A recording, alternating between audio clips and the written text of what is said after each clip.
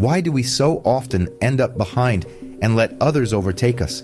Why do some people, having nothing in hand, still reach their goals, while others, despite resources and a clear plan, fail while chasing the very same goal? Maybe the culprit is talent or luck, the being in the right place factor. Or maybe it's all about connections, because without them, it's hard to get anywhere today. But no, things are much simpler. In 99% of cases, everything comes down to one factor, and thanks to it, anyone starts progressing faster than others. That's what we'll talk about today. So let's begin with a simple real-life example. Imagine two classmates who agree that by the age of 30, they want to have $1 million in the bank. The endpoint, their goal is the same, $1 million. The logical question is, will their path to that point really be identical? I think it's obvious to everyone that it won't be, because the path can vary wildly and depends on a huge number of factors. For example, the first might go to university and bet on the value of knowledge, while the second says, I'll go get practical experience, immediately finds a job and bets on experience rather than theory. Now the question, given how different their paths are, which one reaches the point first? The honest answer is, we can't say, we simply don't have enough information. At the same time, experience is, naturally, a key driver of progress.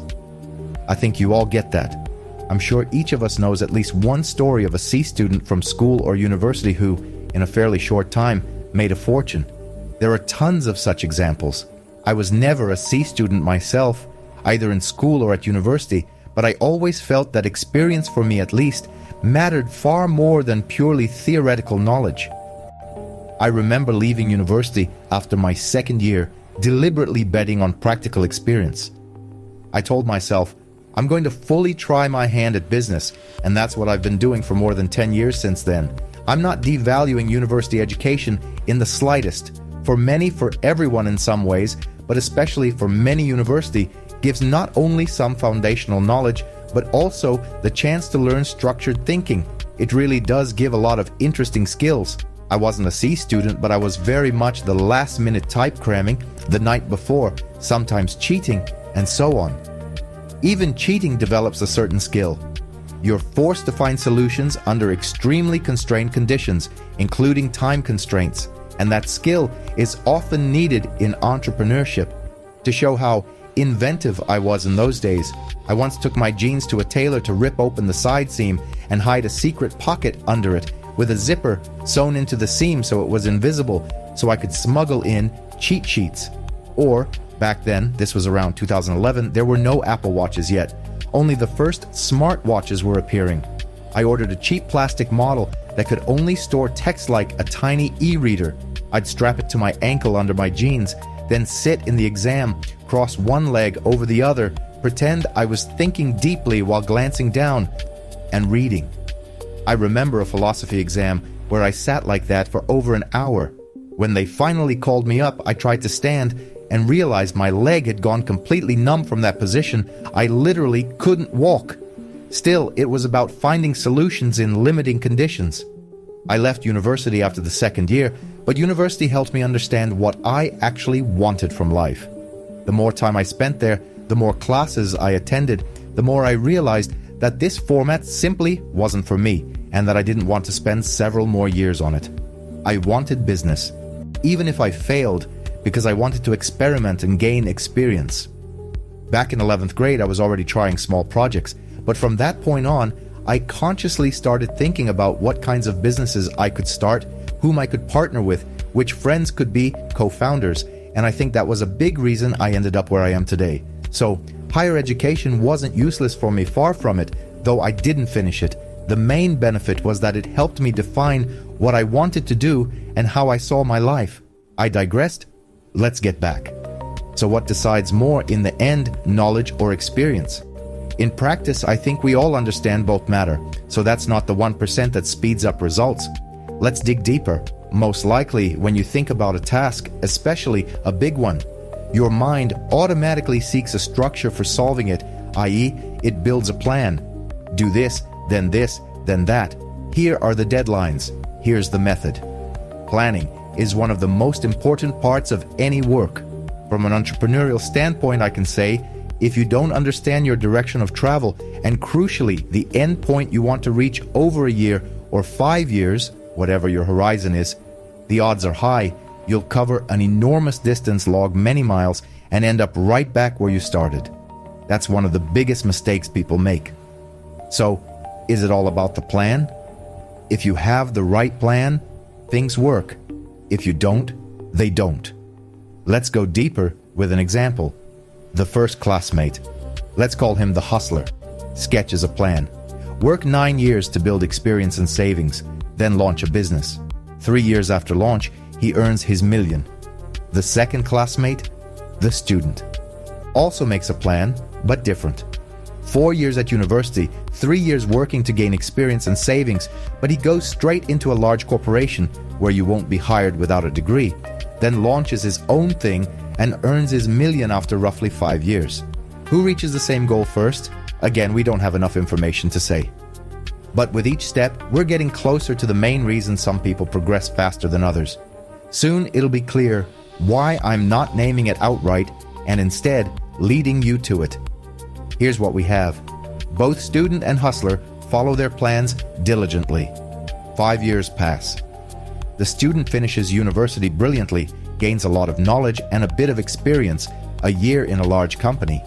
The hustler gains massive experience and some knowledge working first in a small business, then a mid-sized company. Everything is going according to plan, until a crisis hits the country. That happens. You can't insure against it. Even with a thoroughly worked out, reliable plan, you never know when a black swan will strike. What happens next? The student's company begins mass layoffs. Due to a lack of experience, he's let go. To survive, he has to go to a small business that hires A students for meager salaries to help keep the ship afloat. Meanwhile, the hustler's company goes bankrupt. The crisis hits their industry first. He loses his job and is forced to live off savings intended for his own business. Summary, what do we have? Both plans failed. So the problem must have been the plans, right? Wrong. And here, after all this build-up, which may have tested your patience, we finally reach the central reason that answers the main question.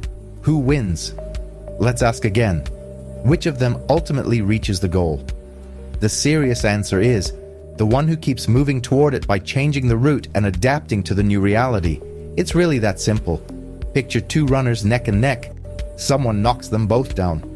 They fall at the same time. Who ends up ahead? The one who gets up faster and keeps running toward the finish. Look closely. On one side, we have a failed plan. On the other, priceless knowledge and experience, assets no unforeseen circumstance can take away. Not a crisis, not a storm, not a layoff, not a move.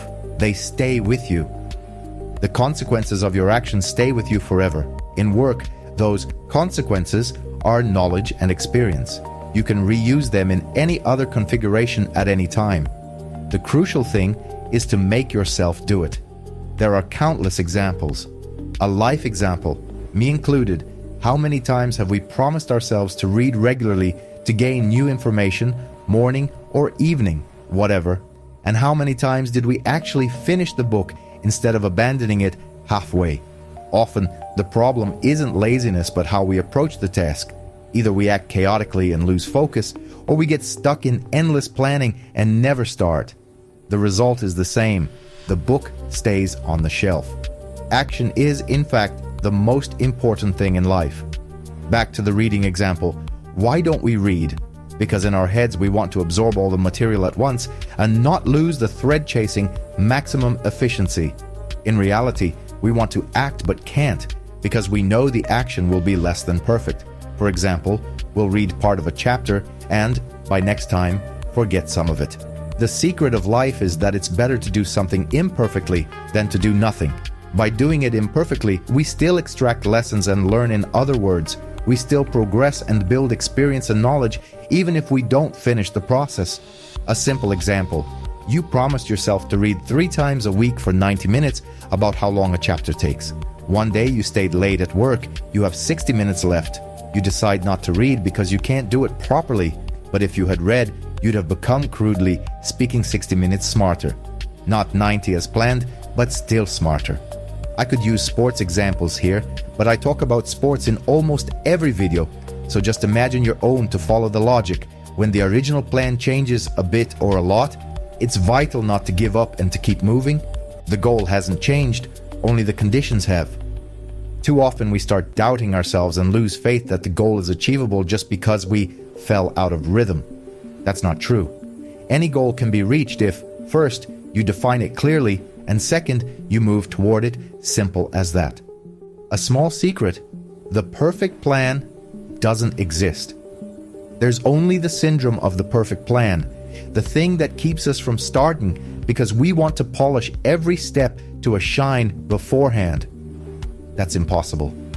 Many of you studied Oblomov at school. He had the brains and resources to act, but instead lay on the couch, endlessly planning and thinking about how he'd start someday. Plans are necessary. They're a crucial part of strategy, the route to a goal. But a plan shouldn't be a million steps on a fixed path, because there's no point. The route will change. Life guarantees that. We can't predict many events nor control the changes they bring. What we can control is our attitude to change. Will it make us confused and stop us? Or will it wake us up and push us to find a new route that may lead to even better results? Any change implies a choice. It's always scary to choose because we fear mistakes. It's human. But if you start treating mistakes as a natural part of progress, making them becomes much easier. You don't just walk the path, you harvest value from mistakes, the knowledge and experience. On my own path, I've made more mistakes than I can count. The first time something serious happened, actually, there were several first times, I thought it was the end of the world. I'm an idiot. How could I not plan or foresee this? Then time passes. You look back and realize it wasn't that critical. You took knowledge and experience from it. That new knowledge led to new results. Okay, everything's okay. Next time, the meltdown is milder. Then milder still. By the 10th or 20th time you stop overreacting, you accept it as the way the world works. That realization was a revelation to me. Mistakes and losses are inevitable, they're part of the path. Whether in business, sport, relationships, even travel. You might mess up documents, miss a flight, pick a bad hotel, plan a weak route. Errors are everywhere. If your default setting becomes, I messed up, it happens, I'll learn and move on, life genuinely becomes easier in every way. Over the long run, my business experience showed me something else. It doesn't really matter whether you erred in the short term. Any mistake is offset by success if you stick with it. You can make 100 mistakes, and if you still arrive at what you wanted, those mistakes transform into knowledge and experience. What matters is the outcome you achieved. There's a helpful philosophical angle too. The American philosopher Thomas Nagel, in his book What Does It All Mean?, argued that the alternative choice we often imagine is, in a sense, an illusion. Imagine you're at point A and need to get to point B. There are 3 routes, each with risks and possible outcomes. You analyze them and choose route 1, but it turns out wrong and leads you to point C, which wasn't in your plan. Nagel's idea is that any choice you make is, in fact, correct because you made it after analyzing what you knew.